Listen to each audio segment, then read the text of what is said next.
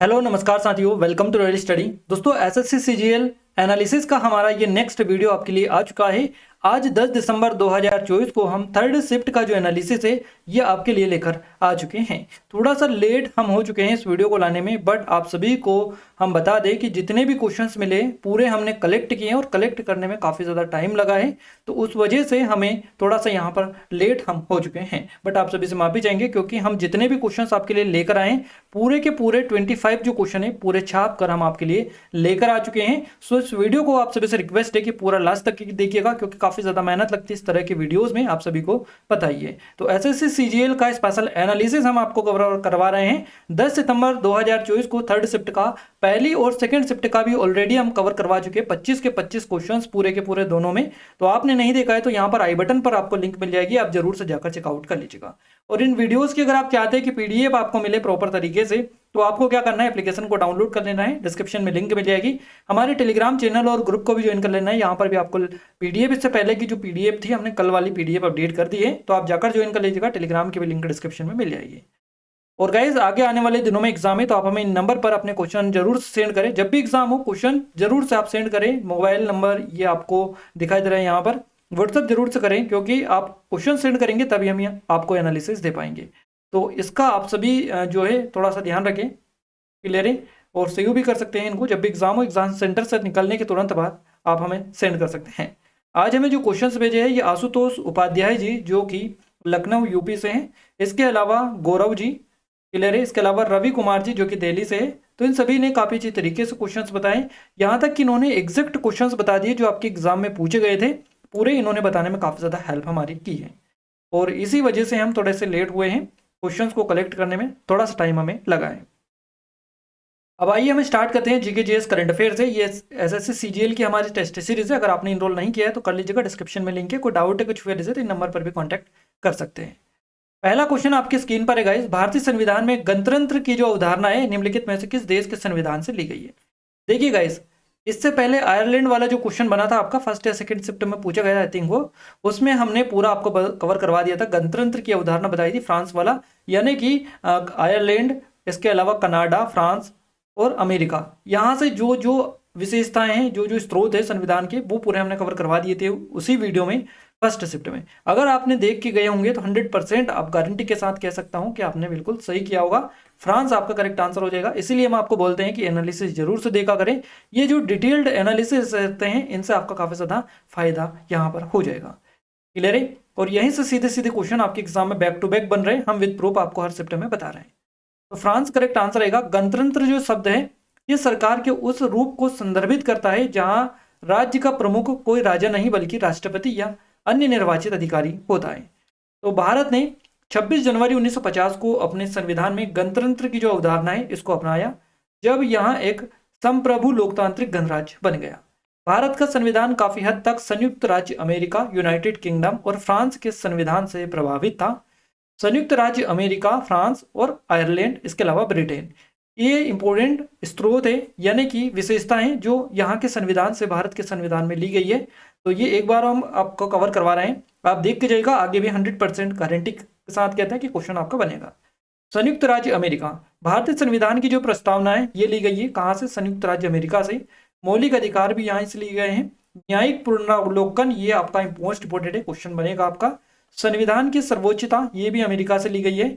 न्यायपालिका की स्वतंत्रता, निर्वाचित राष्ट्रपति। अब राष्ट्रपति तो आप कुछ इस तरीके से याद रख सकते हैं, क्योंकि अमेरिका में क्या है, राष्ट्रपति ही मुख्य है यहाँ पर सरकार का। भारत में प्रधानमंत्री होता है, राष्ट्रपति नाम मात्र का शासक होता है, इस तरह से। तो आप इस तरह से याद रख सकते हैं, क्योंकि अमेरिका में राष्ट्रपति मुख्य होता है। तो निर्वाचन जो राष्ट्रपति का निर्वाचित है ये यहाँ से, और उपराष्ट्रपति दोनों यहाँ से भी लिए गए हैं। कुछ थोड़ा सा हम आपको हिंट दे दे रहे हैं। और उच्चतम न्यायालय के न्यायाधीशों को हटाने की जो विधि है, इससे जुड़े प्रावधान, ये अमेरिकी संविधान से ये सारी चीजें ली गई है। आप स्पेशली याद इनको रखिएगा। अगर नहीं याद हो रहा है तो आप नोट डाउन करिएगा, याद कैसे भी करके करिएगा इनको। नेक्स्ट बात करते हैं फ्रांस की। फ्रांस से क्या क्या लिया गया है? तो भारतीय संविधान की जो प्रस्तावना है इसमें स्वतंत्रता, समानता और बंधुत्व जैसे जो शब्द है ये फ्रांसीसी क्रांति से लिए गए हैं। फ्रांसीसी संविधान में मानव, देखिए फ्रांसीसी संविधान ने मानव अधिकारों की अवधारणा भी पेश की थी। आयरलैंड की बात करें तो डीपीएसपी आपका इंपॉर्टेंट क्वेश्चन है, इससे पहले वाली शिफ्ट में ये क्वेश्चन बना है। डीपीएसपी, क्लियर है। DPSP। तो नीति निर्देशक सिद्धांत या निर्देशक जो सिद्धांत है सामाजिक आर्थिक अधिकार आयरलैंड से ये लिए गए हैं। ब्रिटेन वाला क्वेश्चन आपका बना है, देखिए ब्रिटेन से क्या क्या चीजें ली गई। संसाधनात्मक जो शासन प्रणाली है ये ली गई है। एकल नागरिकता ये भी ब्रिटेन की है। विधि निर्माण प्रक्रिया, विधि का शासन, मंत्रिमंडल प्रणाली, परमाधिकार लेख, संसदीय जो विशेष अधिकार है ये, इसके अलावा द्विसदनवाद जैसे जो प्रावधान है ये ब्रिटेन के संविधान से लिए गए हैं। तो ये सारी विशेषता आप अच्छे से देख लीजिएगा। अगला क्वेश्चन बना है आपका बुक्स से भी लगातार क्वेश्चंस आपके बन रहे हैं। डिस्कवरी ऑफ इंडिया आपका पूछा गया है। इसके सेकंड शिफ्ट में आपसे क्वेश्चन बना था स्ट्रगल, इंडियन स्ट्रगल, इस तरह करके सुभाष चंद्र बोस या महात्मा गांधी हमने बताया था आपको। डिस्कवरी ऑफ इंडिया पुस्तक के लेखक आपसे पूछा है यहाँ पर जवाहरलाल नेहरू, करेक्ट आंसर हो जाएगा। द डिस्कवरी ऑफ इंडिया पुस्तक के जो लेखक है भारत के पहले प्रधानमंत्री पंडित जवाहरलाल नेहरू हैं। जवाहरलाल नेहरू ने यह जो किताबें साल 1942-45 के दौरान अहमदनगर किले में कैद रहते हुए लिखी थी। और ये जो किताब है साल 1944 में लिखी गई थी, लेकिन साल 1946 में ये प्रकाशित हुई थी, 1900 उसके 2 साल बाद करीबन। और इस किताब को अंग्रेजी में लिखा गया था और बाद में इसे हिंदी और कई अन्य दूसरी जो भाषाएं हैं इसमें अनुवादित किया गया था। द डिस्कवरी ऑफ इंडिया में जवाहरलाल नेहरू ने भारत के प्राचीन इतिहास से लेकर ब्रिटिश राज के आखिरी सालों तक की जानकारी दी है। और उन्होंने अपनी किताब में भारत की अनेकता में एकता के बारे में लिखा है। उन्होंने इस किताब में यह भी लिखा है कि भारत को अपनी संप्रभुता का जन्मजात अधिकार है। ये सारी चीजें इन्होंने इस किताब में लिखी है। अगला क्वेश्चन है 2021 के अनुसार भारत का सबसे बड़ा जो नदी बेसिन है ये कौन सा है। अब देखिए जिन्होंने क्वेश्चंस बताया है ऐसा ही बताया कि 2021 के अकॉर्डिंग भारत का सबसे बड़ा जो नदी बेसिन है, रिवर बेसिन है, ये कौन सा है, इस तरह से उन्होंने बताया। हो सकता है क्वेश्चन इस तरह से बना हो कि भारत का सबसे बड़ा नदी बेसिन कौन सा है, बट हमें जो बताया उस तरह से हम आपको बता रहे हैं सारी चीजें। गंगा बेसिन करेक्ट आंसर हो जाएगा। भारत का सबसे जो बड़ा बेसिन है ये गंगा नदी का बेसिन है। क्लियर है, दोनों का खैर आंसर तो एक ही रहेगा, भारत का सबसे बड़ा नदी बेसिन या फिर 2021 के अनुसार भी अगर कहेंगे तो क्वेश्चन आपका सेम है, यानी कि आंसर आपका सेम रहेगा। भारत में सबसे बड़ा जो नदी बेसिन है गंगा बेसिन है। ये देश के लगभग 26% है ना, 26% भूभाग को कवर करता है और यहाँ की लगभग 43% आबादी का पोषण ये करता है। 43% आबादी जो है इसका ये पोषण करता है। गंगा बेसिन में भारत, नेपाल, चीन और बांग्लादेश के कुछ हिस्से शामिल है। गंगा बेसिन में 10 राज्य और 1 केंद्र शासित प्रदेश शामिल है। ये कौन कौन से हैं, जैसे कि उत्तराखंड आपका आता है इसमें, उत्तर प्रदेश, मध्य प्रदेश, राजस्थान, हरियाणा, हिमाचल प्रदेश, छत्तीसगढ़, झारखंड, बिहार, पश्चिम बंगाल, साथ ही दिल्ली जो कि केंद्र शासित प्रदेश है। तो 10 राज्य और 1 केंद्र शासित प्रदेश, टोटल 11 ये इसमें आते हैं। गंगा नदी हिमालय पर्वत पर गोमुख से निकलती है, जो गंगोत्री ग्लेशियर का अंतिम छोर भी माना जाता है। और गंगा बेसिन के क्षेत्र का सांस्कृतिक, आर्थिक और पारिस्थितिकी जो परिदृश्य है इस पर बहुत असर पड़ता है।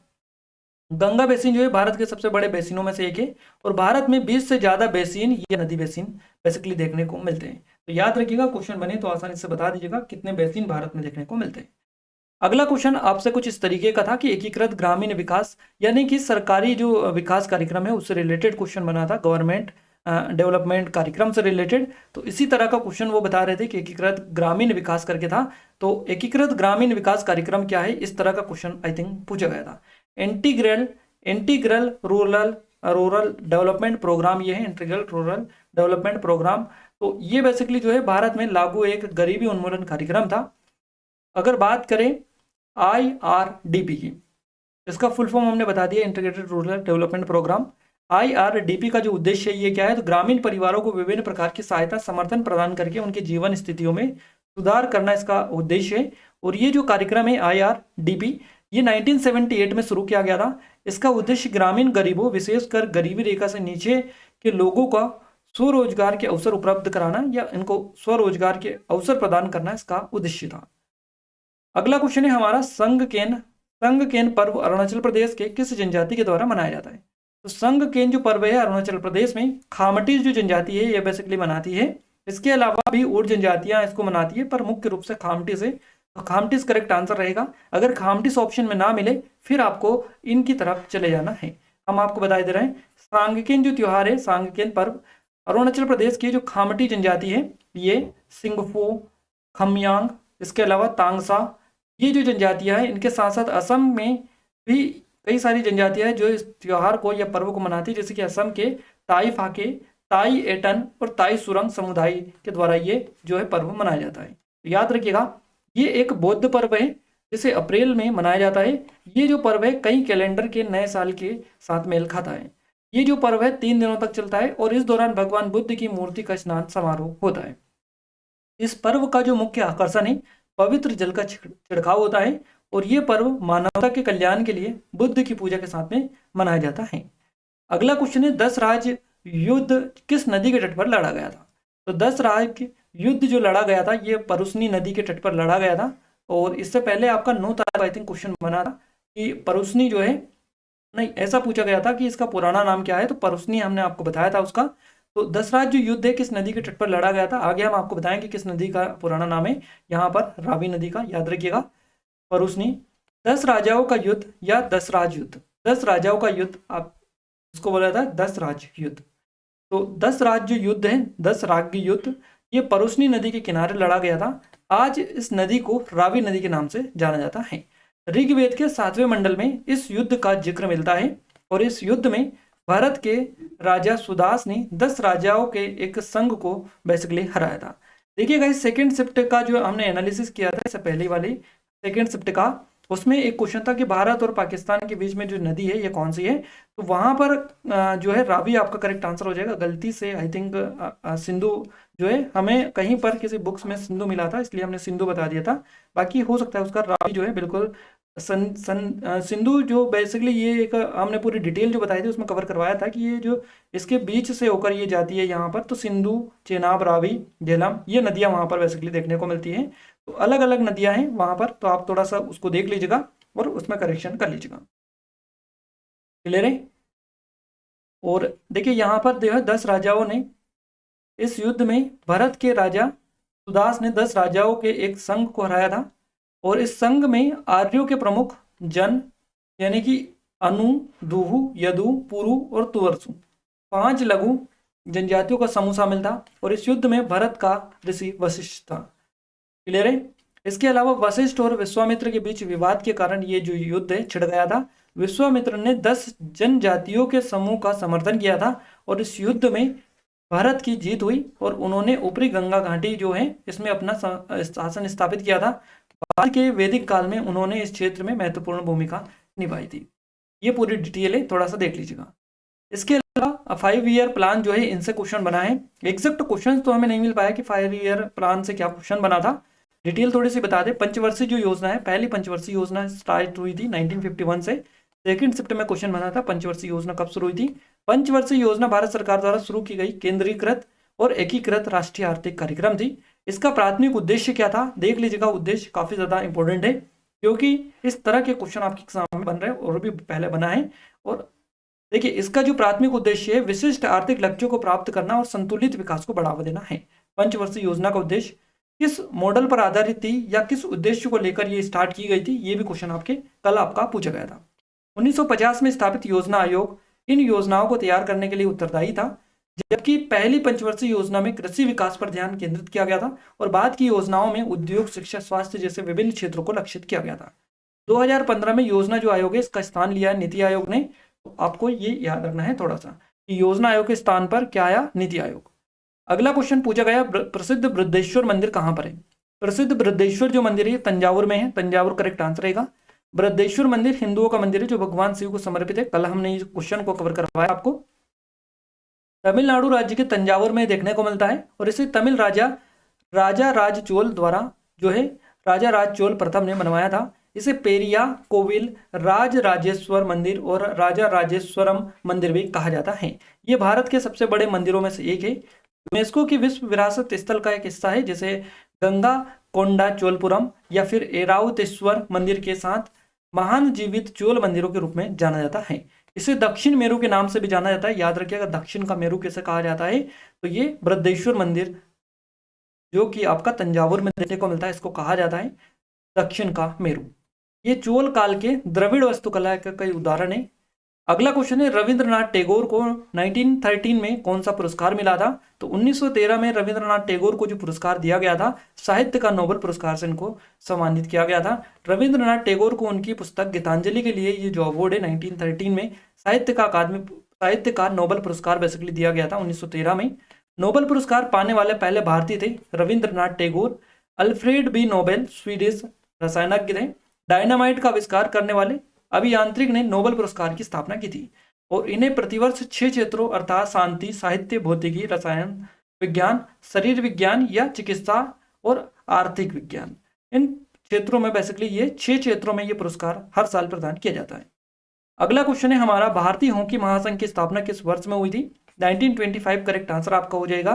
भारतीय हॉकी महासंघ की स्थापना हुई थी 1925 में। अगर आपसे पूछा जाए कि अंतर्राष्ट्रीय हॉकी जो महासंघ है इसके बारे में, तो यहाँ पर भी हमने डिटेल डाली है आपकी। तो पहले हम भारतीय हॉकी महासंघ की बात करते हैं। देखिए, ग्वालियर में 7 नवंबर 1925 को गठित भारतीय हॉकी महासंघ IHF भारत में फील्ड हॉकी का सर्वोच्च शासन इकाई है। यह पहला गैर यूरोपीय देश है जो अंतर्राष्ट्रीय हॉकी महासंघ का एक हिस्सा था। अंतर्राष्ट्रीय हॉकी महासंघ के सदस्य के रूप में इसने KPS गिल और महासंघ के सचिव के ज्योति कुमारन के पूर्व नेतृत्व में सभी अंतर्राष्ट्रीय मैचों में भारत का प्रतिनिधित्व किया। महिला टीम का निर्देशन जो है भारतीय महिला हॉकी महासंघ ने किया था। RK शेट्टी को 2010 में नए FH यानी कि IFH अध्यक्ष के रूप में इनको चुना गया था। अगर अपन बात करें अंतर्राष्ट्रीय जो हॉकी महासंघ है इसकी FIH की, फेडरेशन ऑफ इंटरनेशनल हॉकी की, तो अंतर्राष्ट्रीय हॉकी जो महासंघ है इसका मुख्यालय स्विट्जरलैंड के लुसाने में है और ये फील्ड हॉकी और इंडोर फील्ड हॉकी का अंतर्राष्ट्रीय शासन इकाई है। प्रमुख अंतर्राष्ट्रीय हॉकी जो टूर्नामेंट है विशेष रूप से हॉकी विश्व कप के लिए ये जिम्मेदार माना जाता है FIH। तो काफी बार आपने देखा होगा FIH सुबाई वाली शिफ्ट में क्वेश्चन बना है कि FIH पुरुष हॉकी विश्व कप 2022 से क्वेश्चन बना था कि भारत ने कितने गोल्ड मेडल जीते थे उसमें, तो 7 मेडल जीते थे, 7 मेडल जीते थे, हमने आपको बताया सेकेंड शिफ्ट में।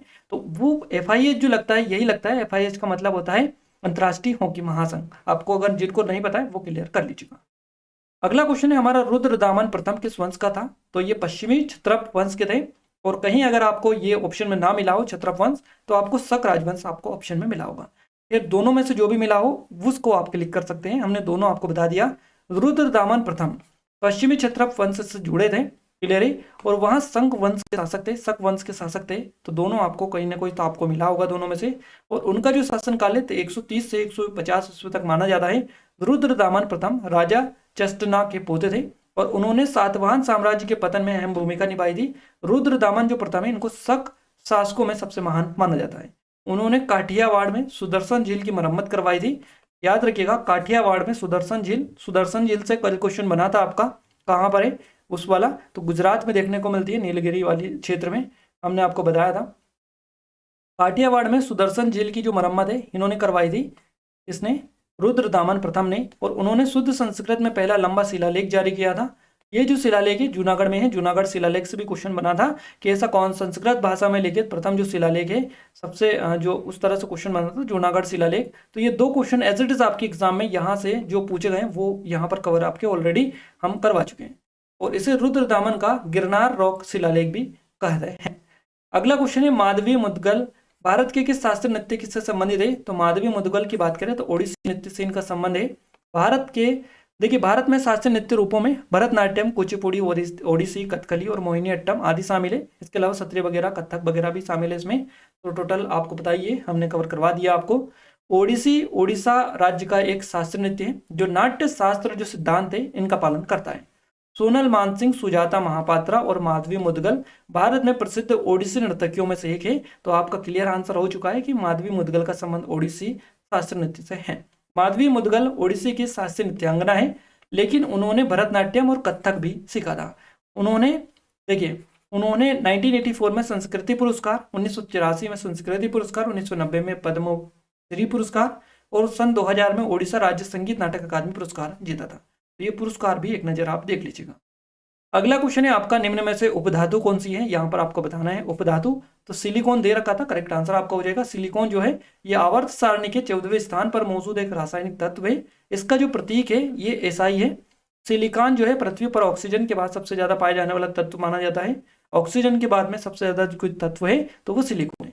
सिलिकॉन किसका हिस्सा है? तो ये सौर कार्बन जो परिवार है इसका सदस्य बेसिकली माना जाता है।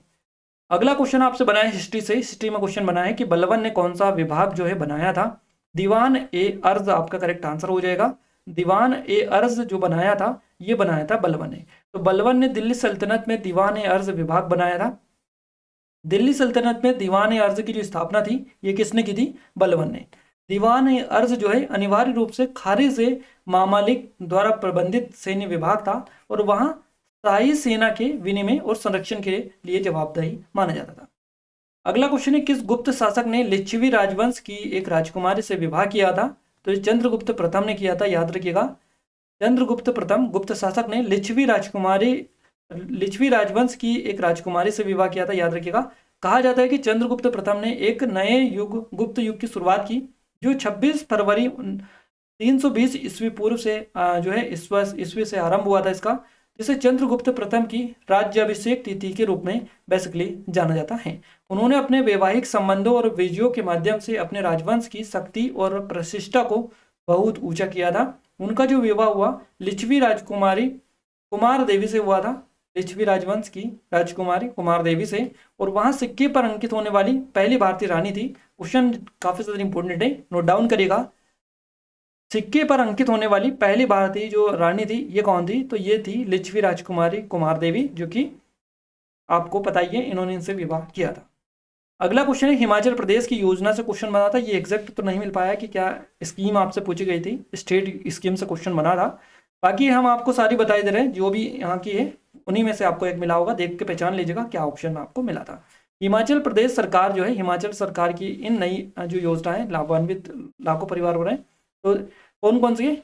हिम उन्नति योजना, प्रवाह सिंचाई योजना, जननी सुरक्षा योजना, वृद्धा पेंशन योजना, सामाजिक सुरक्षा पेंशन योजना, मुख्यमंत्री गृहिणी सुविधा योजना, मुख्यमंत्री आवास योजना, हिम केयर योजना, जनमंच कार्यक्रम, प्राकृतिक खेती खुशहाल किसान योजना, सहारा योजना, मुख्यमंत्री स्वावलंबन योजना।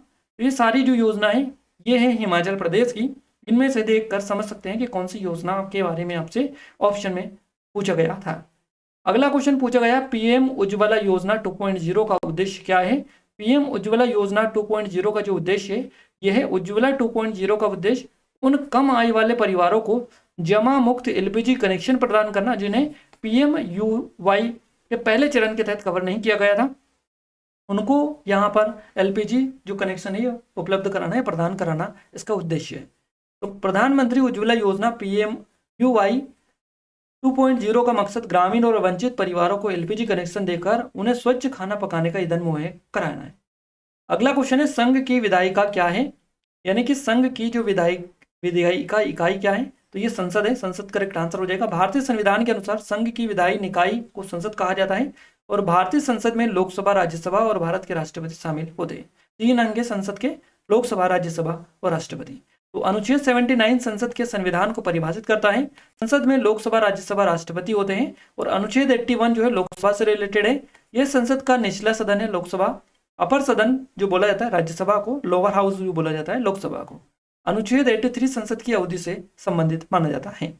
अगला क्वेश्चन पूछा गया है, कथक नृत्य की स्थापना कब हुई थी? अब देखिए हमें जो बताया है एग्जैक्ट क्वेश्चन ये बताया है उन्होंने कि कथक नृत्य की जो स्थापना है ये कब हुई थी, ये क्वेश्चन बना है। बट क्वेश्चन कुछ इस तरीके से हो सकता है आपका कि कथक नृत्य की जो उत्पत्ति है ये कब हुई थी? तो 16वीं शताब्दी में हुई थी। अगर ऐसा भी ना बना हो तो इस तरह से बना होगा कि राष्ट्रीय कथक संस्थान की स्थापना कब हुई थी। ऐसी ही पॉसिबिलिटी है कि ये 2 तरह के क्वेश्चन आपके हो सकते हैं, ये हमें जिन्होंने बताया है।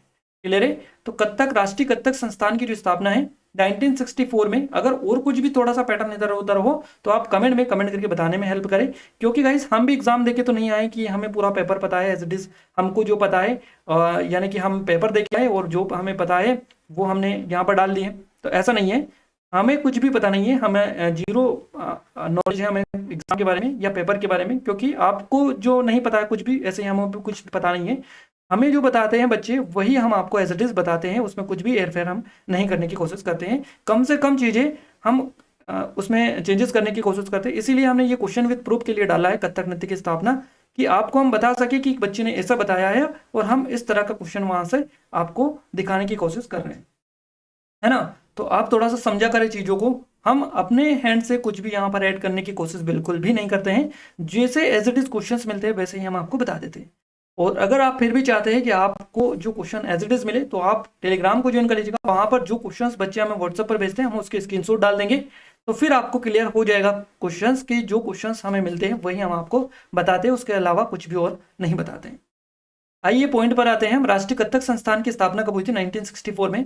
कथक जो है शास्त्रीय नृत्य की उत्पत्ति उत्तर प्रदेश में विशेष रूप से 16वीं शताब्दी में मुगल सम्राटों के दरबार में हुई थी।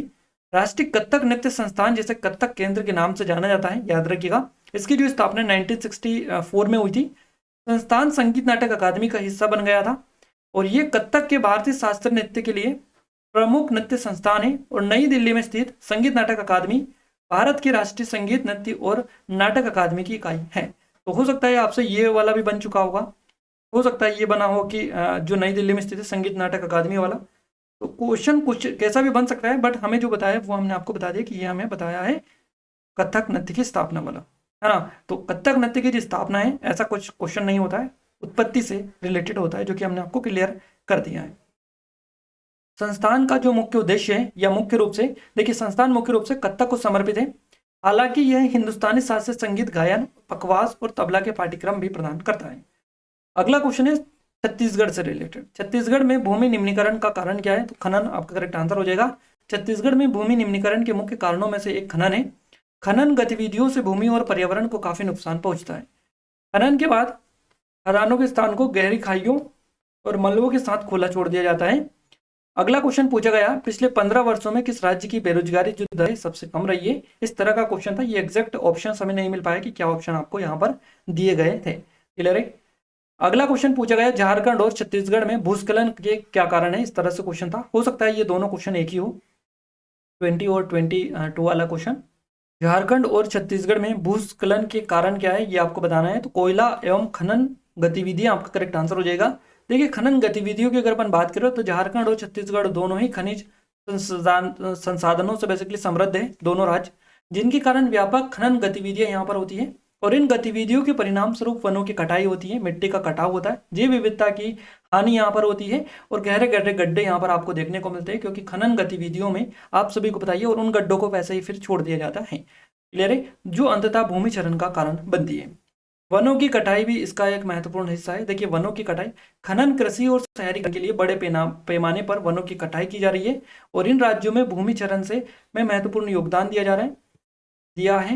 वनस्पति आवरण के हटने से मिट्टी का जो क्षरण है ये होता है, मिट्टी की उर्वरता में कमी होती है और भूस्खलन के प्रति संवेदनशीलता यहाँ पर इस सिचुएशन में बढ़ जाती है। चलिए, अगला क्वेश्चन है, भारत की जो राष्ट्रीय खेल, देखिए भारत का राष्ट्रीय खेल विश्वविद्यालय कहाँ पर स्थित है? भारत का राष्ट्रीय खेल विश्वविद्यालय तो मणिपुर के इम्फाल में ये स्थित है, करेक्ट आंसर हो जाएगा। भारत का पहला राष्ट्रीय खेल विश्वविद्यालय मणिपुर के इम्फाल में है। इसकी स्थापना साल 2018 में हुई थी और यह देश का एकमात्र केंद्रीय विश्वविद्यालय जो खेल शिक्षा से जुड़ा हुआ है। अगला क्वेश्चन है, एमजी संगीत पुरस्कार किस सरकार द्वारा दिया जाता है? तो ये नागालैंड जो राज्य सरकार है ये देती है एमजी संगीत पुरस्कार। एमजी म्यूजिक अवार्ड संगीतकार गिल्ड नागालैंड द्वारा प्रस्तुत एक वार्षिक संगीत समारोह पुरस्कार है। तो याद रखिएगा, एमजी म्यूजिक जो अवार्ड है, संगीत पुरस्कार नागालैंड सरकार के द्वारा दिए जाते हैं।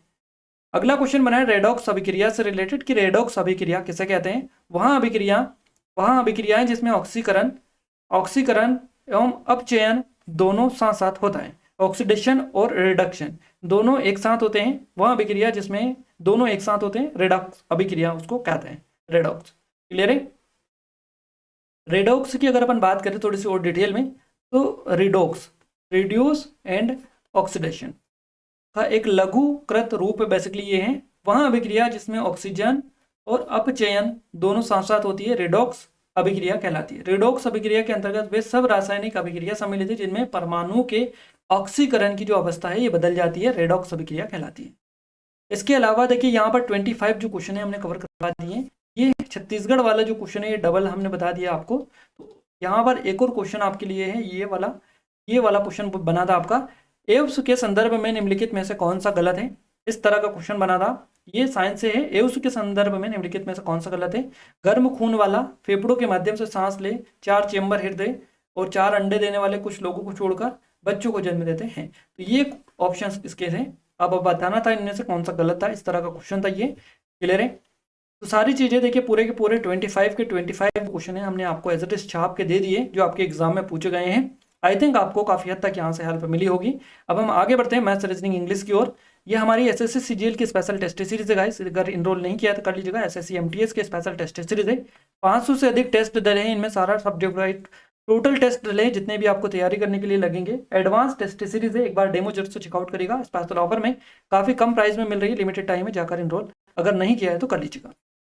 क्लियर है। अब हम आगे बढ़ते हैं मैथ्स की ओर। देखिए अलजेब्रा का यहाँ से जो क्वेश्चन बने इनकी संख्या 2 है, 2 क्वेश्चन बेसिकली मैथ्स में पूछे गए हैं। यहाँ पर बात करें मेंसुरेशन की तो 3 क्वेश्चन बने हैं, ट्रिग्नोमेट्री से 4 क्वेश्चन पूछे गए हैं, इसके अलावा परसेंटेज से 2 क्वेश्चन बने हैं, प्रॉफिट एंड लॉस से 3 क्वेश्चन पूछे गए हैं, एसआईसी से 1 क्वेश्चन बना है, एवरेज से 1 क्वेश्चन है, ज्योमेट्री से आपके 2 क्वेश्चन पूछे गए हैं, डीआई से 2 क्वेश्चन बने हैं, नंबर सिस्टम से 1 क्वेश्चन बना है, एलसीएम एचसीएफ से 2 क्वेश्चन पूछे गए, सिंप्लीफिकेशन से 1 क्वेश्चन आपका बना है, देखिए रेशियो से आपका 1 बना है, पाइप और टंकी से 1 बना है, ट्रेन से भी आपका 1 क्वेश्चन बना है और एजेस वाले 2 क्वेश्चन आपके पूछे गए एजेस से। क्लियर है।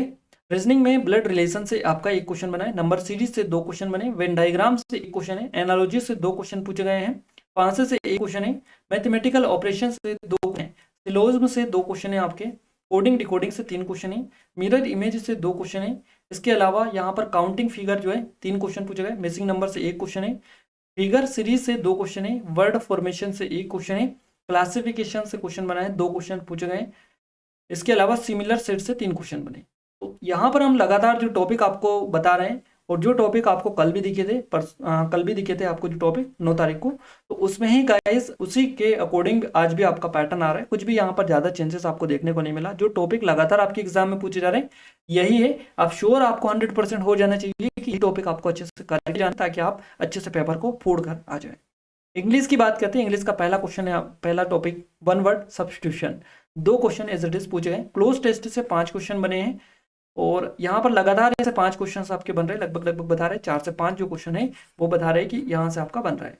क्लियर है। स्पोर्टिंग एरर से 2 क्वेश्चन पूछे गए हैं, एडीएम फ्रेसेस से 3 क्वेश्चन बने हैं, एंटोनियम से 1 से 2 क्वेश्चन पूछा गया है, सिनोनियम से 2 से 3 क्वेश्चन है, वॉइस से 2 क्वेश्चन है, फिलर से 1 क्वेश्चन है, पीक्यूआरएस से 2 क्वेश्चन है और इरर से आपका 1 क्वेश्चन है। तो ये पूरा इंग्लिश का भी हमने बता दिया आपका। तो यहाँ पर मैथ्स, रीजनिंग और इंग्लिश तीनों सब्जेक्ट का, इसके अलावा जीके का तो पूरा आपका पेपर ही पता चल चुका है, जीके का 25। तो यहाँ पर आपको हमने सबसे अच्छे तरीके से आपको एनालिसिस कवर करवाने में आपकी हेल्प की है। आप सभी से रिक्वेस्ट है कि आप सभी ज़्यादा सपोर्ट करें ताकि हम आपको और एडवांस और अच्छे तरीके से आपको सारी चीज़ें कवर करवा पाएँ।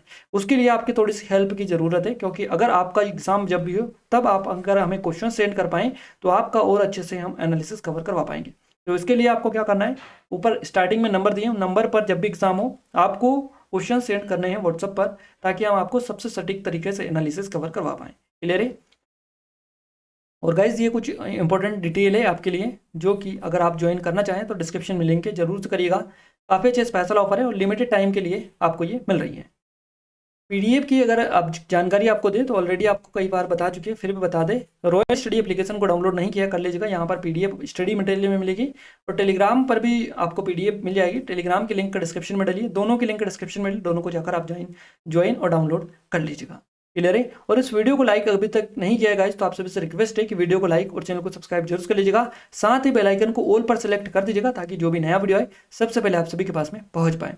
तो मिलते हैं हमारे नेक्स्ट स्टडी वीडियो में, तब तक ले जय हिंद, वंदे मातरम।